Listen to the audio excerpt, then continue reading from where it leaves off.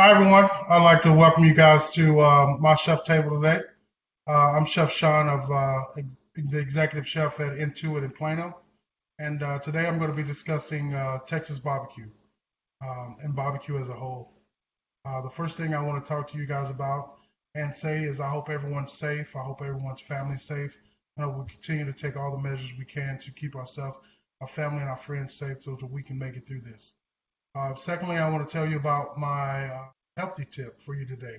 One of the things that a lot of people overlook when we're cooking is the proper cooling of our food. We can tremendously sicken our family and friends if we don't cool things a certain way. Especially the family, mom's favorite casserole or things like that. We want to make sure that we leave those things um, on top of our stove to cool, or if we want to cool that for a rapid for storage, we want to use ice and give that an ice bath. A lot of people don't have ice wands where we use in larger industrial kitchens. You can take a water bottle if you're, for say, you for the store chili or canned chili or stew for the winter. You can take a water bottle and freeze it until it's solid ice, and you can use that bottle and make sure you sanitize that bottle before putting it in your food. That would help. So that's going to be my safety tip of the day. Moving along, the first thing I'm going to discuss with you guys today is the different woods that you can use when doing smoking. And there is a difference between grilling and smoking. When you grill meat, it's a direct heat that we use charcoal, you rather, briquettes or hardwood. But when we're talking about smoking meat that's low and slow, we want to use a flavorful uh, wood. Here in Texas, most people use post oak. The reason they use post oak is because of not because of the smoke ability, it's because of the smooth fire and heat consistency that post oak give you. It burns fast, but it burns at a very great. It makes a great charcoal, so that gives you the low and slow.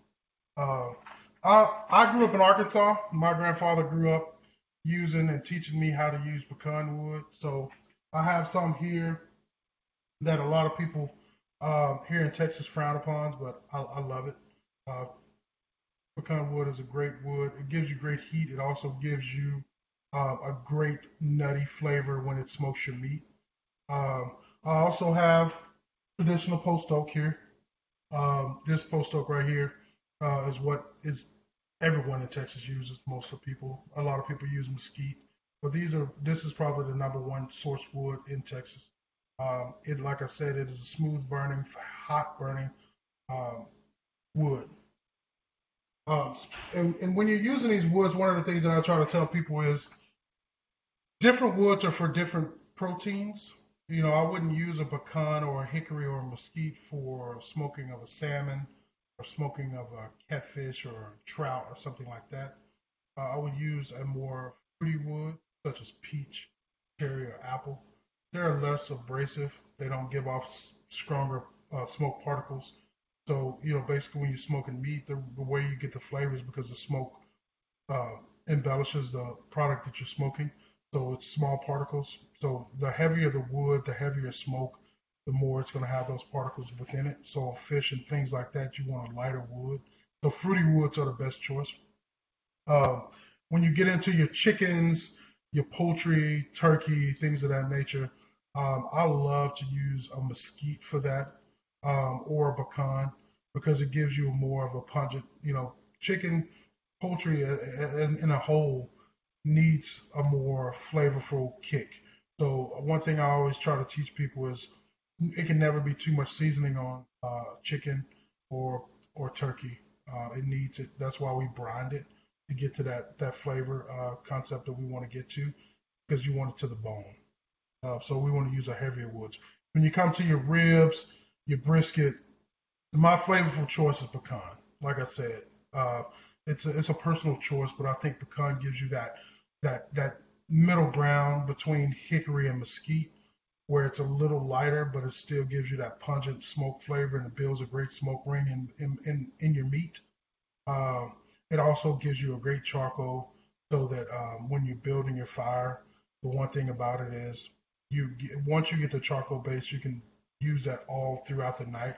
Because most of these meats I'm talking about are going to be anywhere from 10 to 16 hours to produce. Although your chicken, poultry, and fish are going to be lighter hours, in between 2 and 4 hours.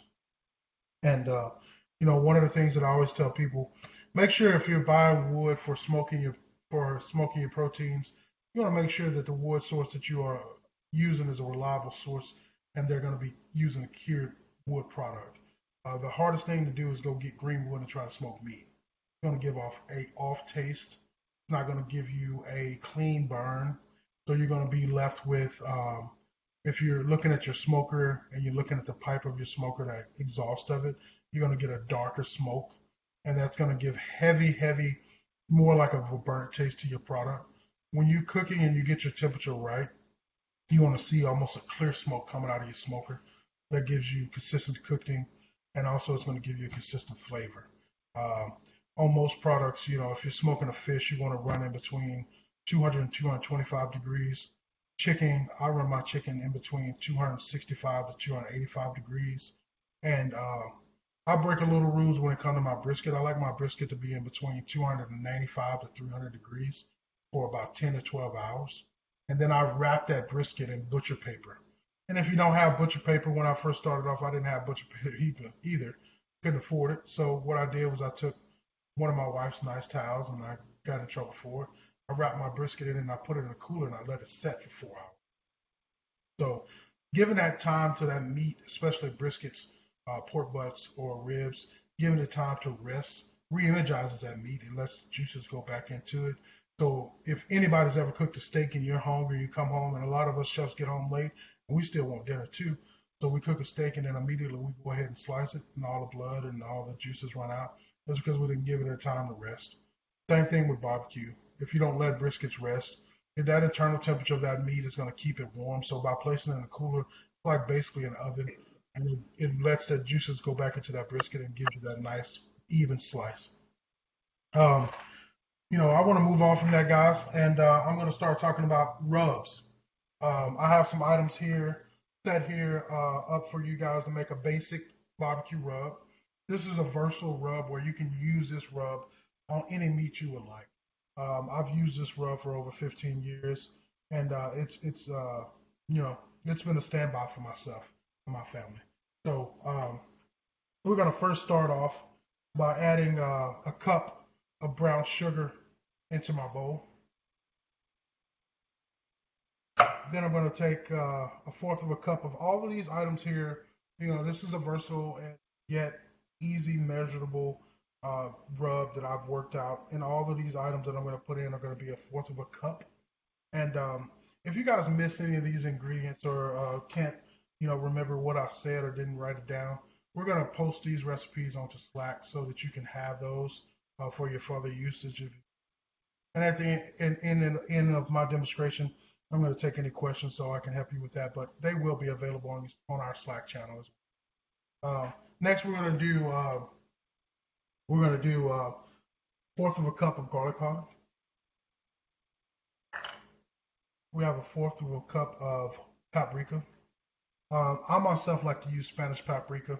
It's in between, you can get your plain red, but, or Hungarian paprika. I think just a Spanish paprika gives you a nice floral note and a little bit of smokiness without having smoked paprika, because you're actually smoking meat, so you wouldn't want to. So that's a fourth of a cup of that as well. We have a fourth of a cup of onion powder, a fourth of a cup of dried mustard.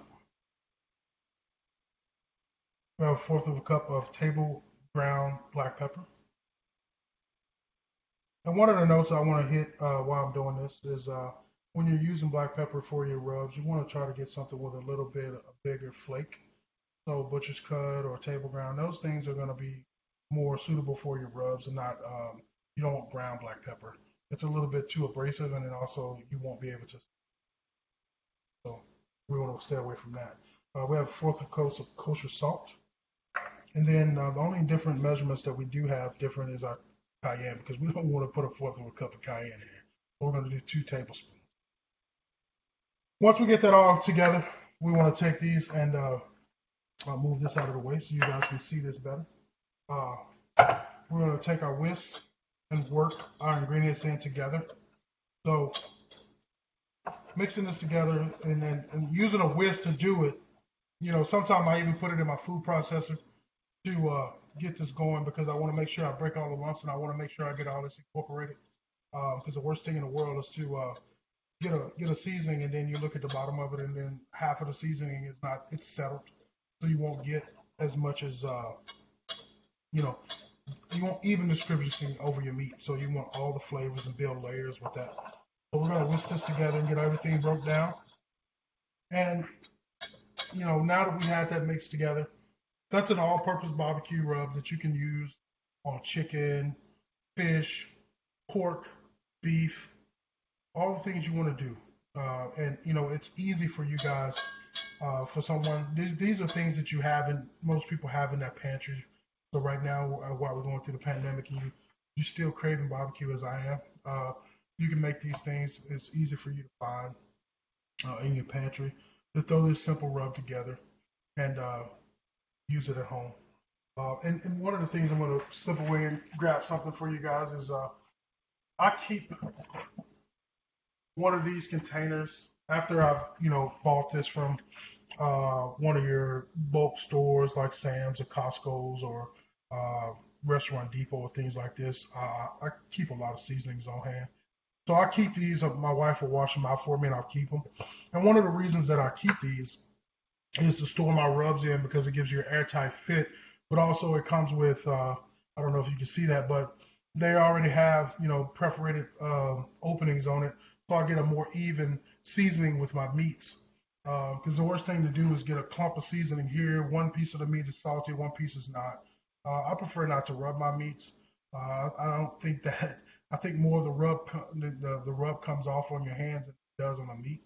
So when I'm doing my briskets and things like this, I use a container like this to store my rubs in, and then I evenly distribute it over my briskets, making sure I hit all sides, front, back, because no one wants uneven seasoning. So this will give you an even distribution of your seasoning. So if you have one of these on hand, you can even buy these in your bulk stores or restaurant supply stores where you can find it and do it. Another thing that I would talk about when you're making a seasoning blend is we all have recipes, but whether you're a home chef or a professional chef, the best thing is to adjust those things to your liking. One person's salt intake might be different than another one. It's recipes are only the base and the foundation of the home that you're trying to build with your recipe. So use that as a flow note and take it there. But moving forward, one of the things that we can't have without we can't have barbecue without having barbecue sauce, right? So we want to make sure that we get to that point. So I'm going to grab a spatula right here. We're going to start a small amount of barbecue sauce. Like once again, we're going to have these recipes available to you guys. On our Slack page. So the barbecue sauce that I'm making right now has been in my family for over 80 years. It comes from my great-great-grandfather, passed down to myself through my grandfather and my father. In the South, where I grew up, we call our grandma Sassy. So the name of this barbecue sauce is our Sassy sauce. It's a sauce that I've carried in my own restaurants and my catering companies for everything. So I'll show you guys how the small bases of this. And we start with ketchup. And I'm just going to make a small sampling for you guys. I'm not going to make the full recipe, but if I was making a full recipe, I could tell you from heart that I would start off with 4 cups of ketchup. And then I'm going to move along to adding 1/4 of a cup of Worcestershire. In a bigger recipe, we would add 1/2 cup of honey, but I'm going to use a little bit less because I'm just making a small sample for you guys. And then we're going to add 1/2 cup of brown sugar. We're going to do a little bit of paprika. We're going to do ground mustard, garlic powder, kosher salt, black pepper. We're going to work these in together with the ketchup and everything and get this going. And, one of the things that I always tell people is when you're making different recipes to adjust to your tasteability and things like that, this is a tried and true recipe for me. And I've used it over and over. I wish you guys could smell it because I love the smell of this. It reminds me of, on Saturdays when my grandfather would get up and have a smoker going and get everything going, and that means I get to eat. So I was always happy about that. So quickly, I wanted to show you guys that recipe, but this is a finished product right here. I keep jars of this. I make several gallons of this at home, and we keep it in mason jars here at home. And you take these jars right here and you make several different recipes of this, and they'll keep in your refrigerator for up to 30 days. One of the things that I tell people all the time is, as I got more into making my own sauces and different things at home, make sure you date them. That gives you a clarity of when you put this in your fridge. We all have expiration dates on different things, but when we do it at home, we just assume that it's going to last forever. It doesn't. So make sure that we date it and put the name of what it is, because we don't want to have a mystery jar of something in our kitchen. So as we move forward, I guess I can start taking some questions and answering some of you guys' questions now. That's pretty much what I have for you today. But I will gladly take some questions and answer as many as I can.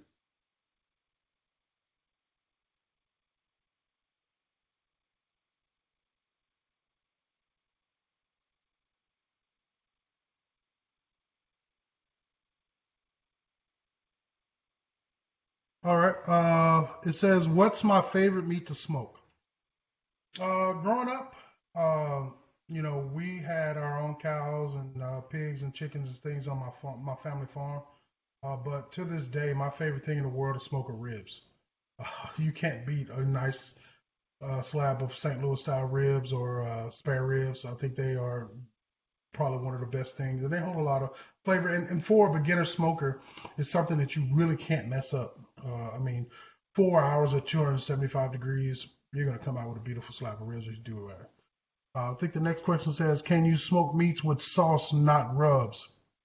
I would tell you that I would not do a barbecue sauce on a smoked meat to smoke it, but what you could do is make a wet marinade and marinate your meat overnight in a Ziploc bag or a container and then smoke it. But with the barbecue sauce, no, I wouldn't do that. I wouldn't ask you to do that because it's so many sugars in a barbecue sauce that it's just going to come out and burn. It wouldn't come out regular. Next question, anything special to prep ribs? Yes.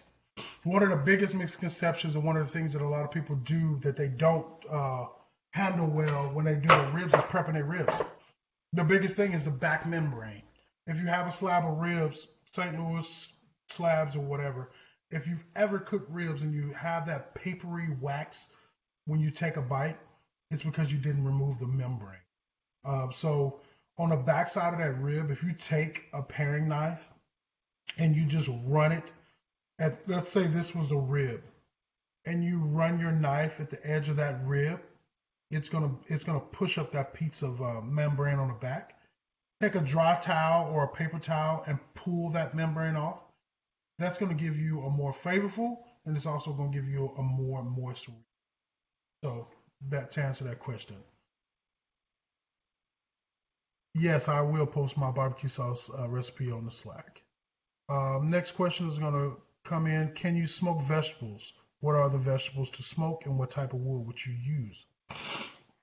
I treat vegetables just like I treat meats. So, sometimes I make, for my family, we make smoked onion dip. So I smoked onions. And It depends on the hardiness of the vegetable, just like it would depend on the hardiness of a protein. So, for instance, with an onion, I use pecan wood, but pecan wood is my go-to wood.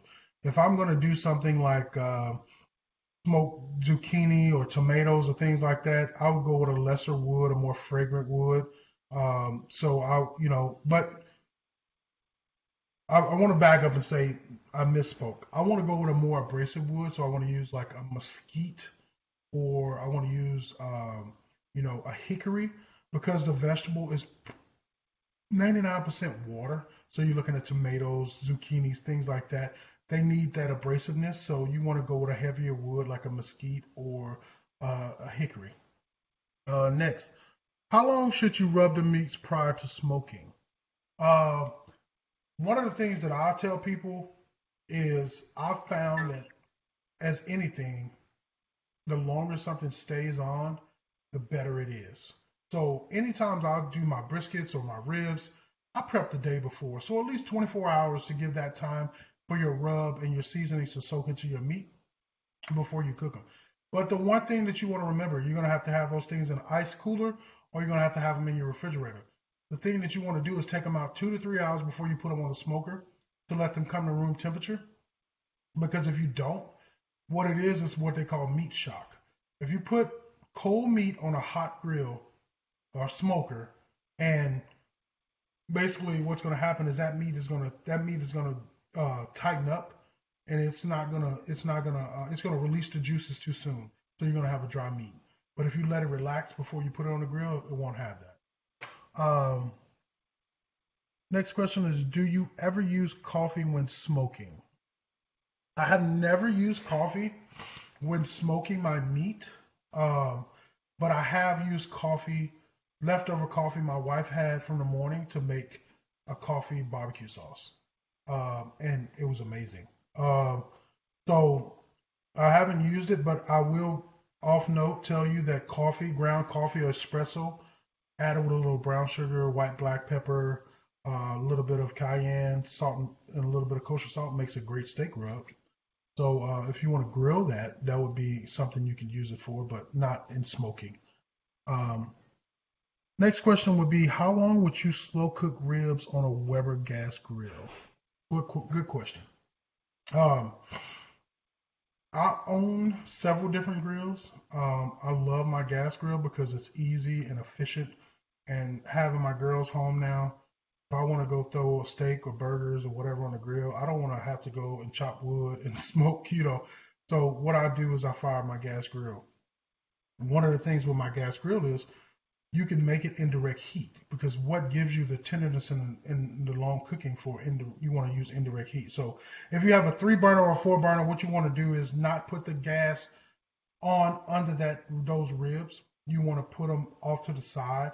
And what I did before, prior using ribs, I cooked them anywhere from 2 to 2.5 hours, and I finished them over the fire, but no direct fire underneath, just on a direct off center. So if you have them over here, you want to have the fire over here. Next question: can you deliver to San Diego? I can, with the given proper time. I can do that. Next question: do you recommend resting the smoked meat once it's done, similar to a steak, to keep the juices inside? I do. I do. With anything, especially briskets, pulled pork, chickens, things of that nature, when you pull them off the smoker, they're hot. Their internal temperature. I'll speak on this. My chickens, I love for my chickens to get to. You have to make sure your chickens get to 165. But on my briskets, I want my temperature in between 195 degrees to 200 degrees. Some people think that's too much. I don't, because what happens is briskets are muscles.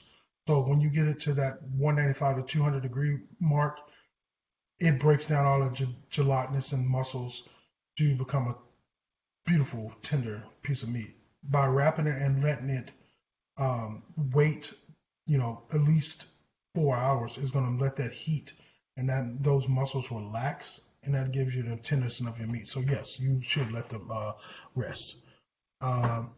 Next question.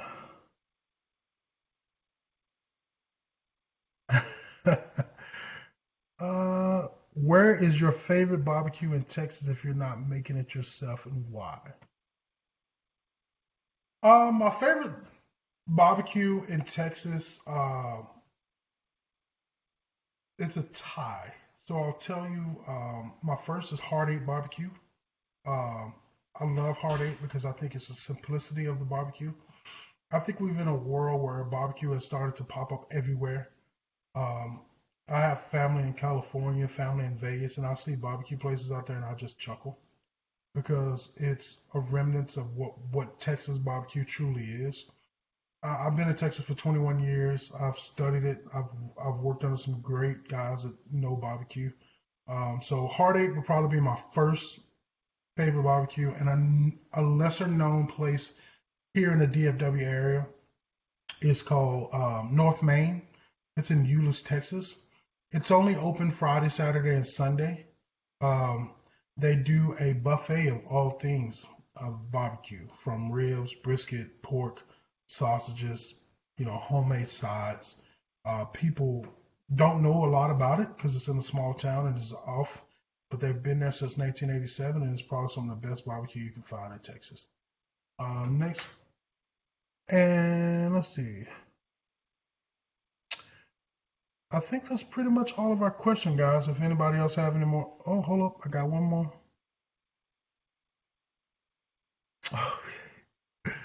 That's from my boss, Hannah Lindsay. Yes, we can, man. We can make it in our cafe when we come back.